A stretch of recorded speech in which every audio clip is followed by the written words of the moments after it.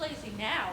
I know, I'm impressed. To ask another broad question that follows on from that, when you hit on Hellboy, obviously there are many factors that go into the success of a property like that. But anything that you can share in terms of advice for developing a property to, try to achieve that kind of success across media and yet maintain control of it the way that you have?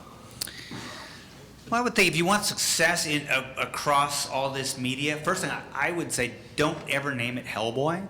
I have no idea. I have no idea because when I created Hellboy,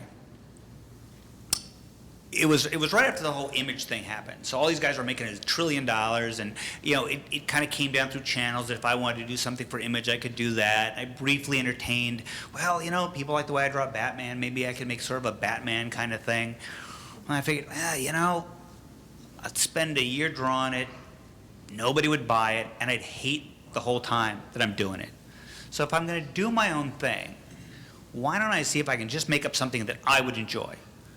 It's a 99% chance that nobody's going to give a shit about it, but I'll have a good time and I'll limp back into doing Batman or whatever else I can get a job doing. But at least I'll have this one thing on my shelf where I can say, once I did exactly what I wanted to do. And on the off chance that it works, I'm stuck drawing the book that I really want to do. So I put a lot of thought into the design of Hellboy and the broadness of Hellboy, the fact that I could do every different kind of story with that character. Because if it did work, I didn't want to have this kind of narrow thing that I, could work in, and I wanted to make sure I designed a character that would be fun to draw. I mean, my first thought was to do a regular human being, a cult detective. That's the kind of stuff I like to read. But I knew I'd get bored drawing a guy. No matter what the guy looked like, it would be a guy, and I'd get tired of drawing it. So I had drawn this monster kind of character for fun 2 or 3 times, and I went, I like this guy. If I get stuck drawing something, first off, no matter how terrible a drawing I do of him, he's red, he's got the little goatee, you can always tell it's him. So, yeah, any success that happened with it is purely, none of it was designed. So my advice, my art advice, I have no idea how to give business advice, but my art advice to guys is, if you're going to try doing your own thing, make it something you enjoy.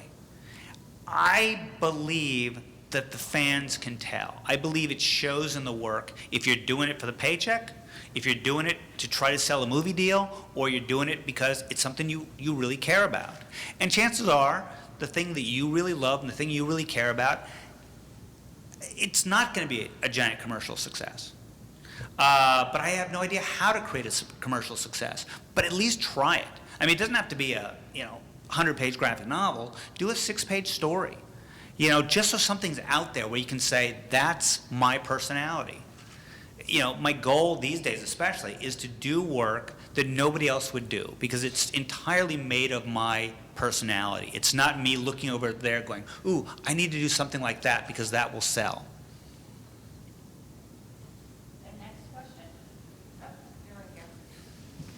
Good job. How do you get, professionally, how do you get through art blocks?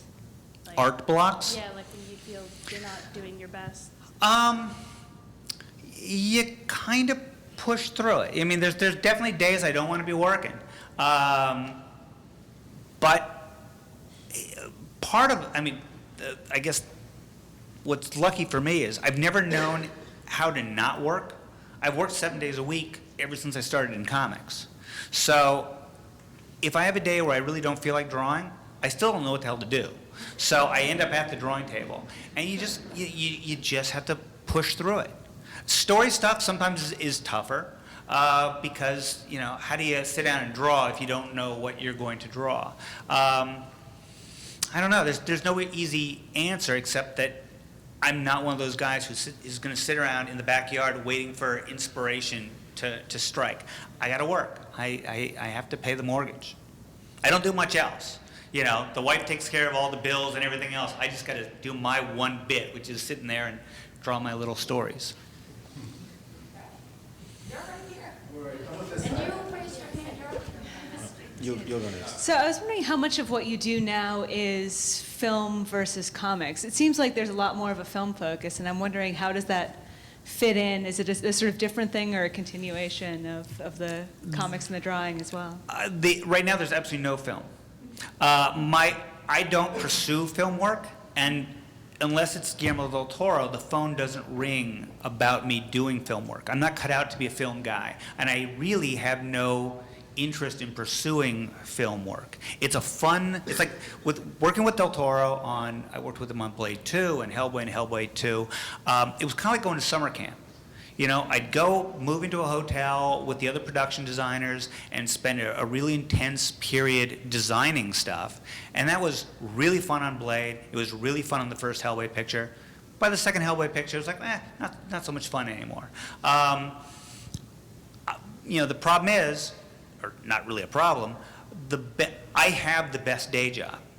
So no matter what I'm doing, it's kind of fun for a while, but I got to get back and work on comics. Comics is the only thing I can do where I can do exactly what I want.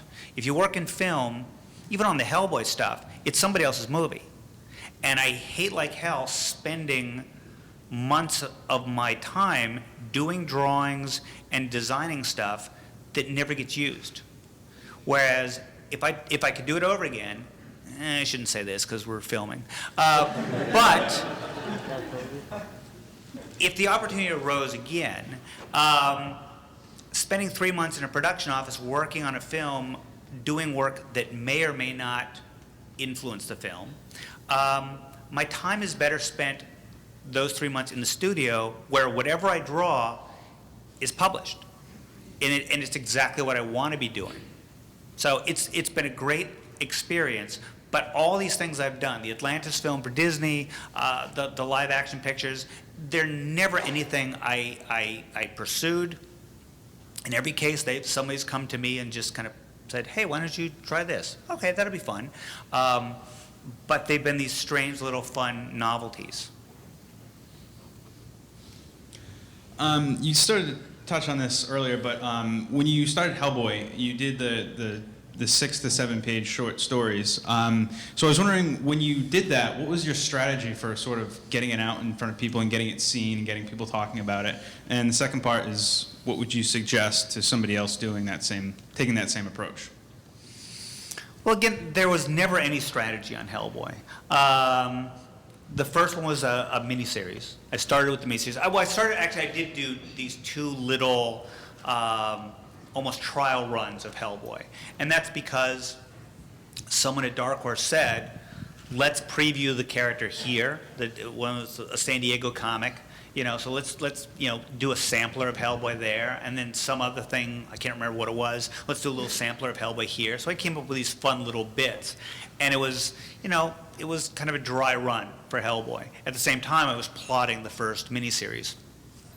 And then after that, usually what dictated the Hellboy stories, at the beginning at least, was somebody would say, can you do a 22-page Hellboy story that can appear in 2-page installments? So you make up a story that will work for that. Or, the second Hellboy thing I did, after the first miniseries, somebody said, well, why don't you run it in Dark Horse Presents for a while? So you come up with a story that can run in, 6-page installments, whatever it was. So it was just, it was an interesting experience because I would be given a format and then try to come up with a story that worked in that format. And then as things went along, as I'm plotting stories, sometimes you plot a story and it's just a 6-page story. If you're familiar with these books Dark Horse did, like the Dark Horse Book of Monsters, the Dark Horse Book of Ghosts, I can't remember what they were, Dark Horse Book of the Dead, all those books came about because I came up with a story and told my editor, I've got this 8-page story I don't know what to do with. And he said, well, then let's do an anthology on monsters. So we have a place to put that monster story.